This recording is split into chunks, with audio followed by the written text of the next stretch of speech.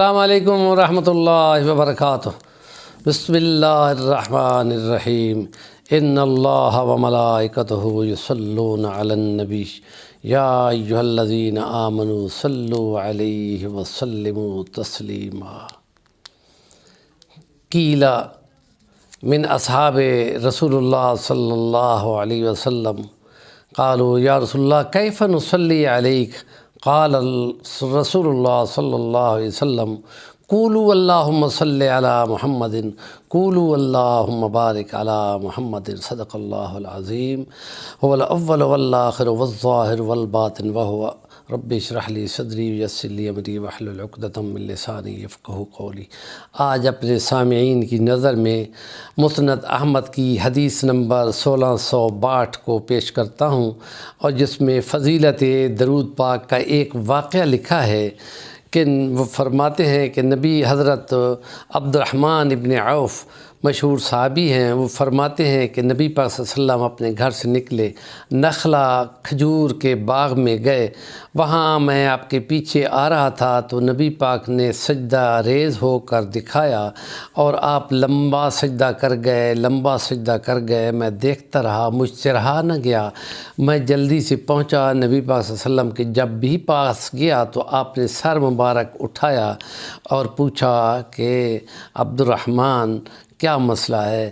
کہ یا رسول اللہ مجھے تو خدشہ لگ رہا تھا کہ کہیں آپ وفات تو نہیں پا گئے، کافی دیر سجدے میں ہیں۔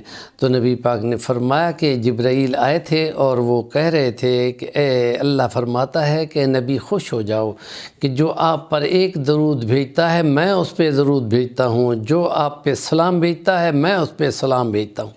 ایک اور حدیث میں تو یوں ہے کہ جو ایک سلام بھیجتا ہے میں 10 سلام بھیجتا ہوں، جو ایک درود بھیجتا ہے میں 10 درود بھیجتا ہوں، 10 گناہ بھی معاف کرتا ہوں، 10 درجے بھی بلند فرماتا ہوں۔ یہ ہے وہ جس کے لیے نبی پاک صلی اللہ علیہ وسلم نے لمبا سجدہ کیا۔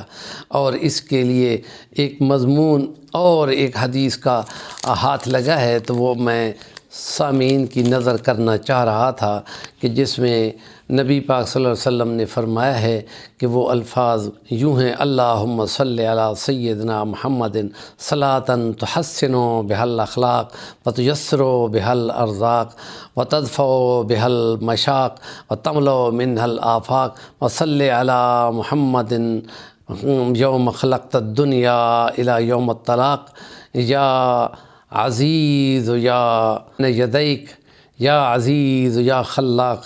وہ درود خاص جس میں اللہ پاک کی صفات کو بیان کیا گیا ہو کہ یا عزیز یا خلاق، اے سب سے زیادہ غالب، اصل غالب تو ہی ہے، اور تو بہت بڑا خلاق العلیم ہے جس نے کہ تو نے اپنی شان اور اپنی عظمتوں دکھانے کے لیے اپنا آخری پیغمبر بھیجا محمد مصطفیٰ، اور اس پہ تو درود و سلام کہتا ہے کہ تو بھیجتا رہے جب سے دنیا بنائی اور جب تک قیامت کا دن آ جائے گا، اس پہ مسلسل درود بھیج کہ جس کے ذریعے سے اخلاق عمدہ ہو جائیں، رزق میں آسانیاں ہو جائیں، مشکلیں ہٹا دی جائیں، آرزوئیں پوری کر دی جائیں۔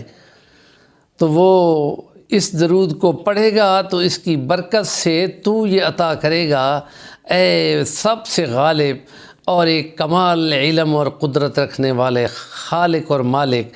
تو یہ دعا ہے نبی پاک صلی اللہ علیہ وسلم کے درود پڑھ کر جب پڑھی جاتی ہے تو اس کے لیے امید علماء کے نزدیک امید یہ ہے کہ یہ دعا قبول ہوتی ہے، اور اس میں مشکلات بھی حل ہوتی ہیں، رزق میں آسانی بھی ہوتی ہے، اور مصائب بھی ٹلتے ہیں، اور بھی بے شمار ایسے درود شریف ہیں جن کی فضیلت آئی ہے۔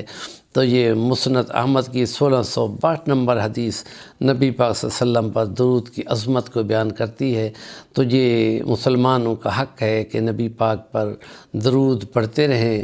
جب نماز پڑھتے ہیں تو ہر تحیات میں 2 رکعت اور 4 رکعت والی میں درود ابراہیمی اس کو پڑھنا ہوتا ہے، یہ بھی ایک فضیلت والی بات ہے۔ اور پھر سوتے ہوئے بھی پڑھنا اور صبح کے دن بھی درود کی ایک تسبیح نکالنا یہ فضیلت والی ہے۔ ہمارے چینل کا نام ہے صفی الوانی، ضرور سبسکرائب کریں، کام کی بات کا کمنٹ دیں۔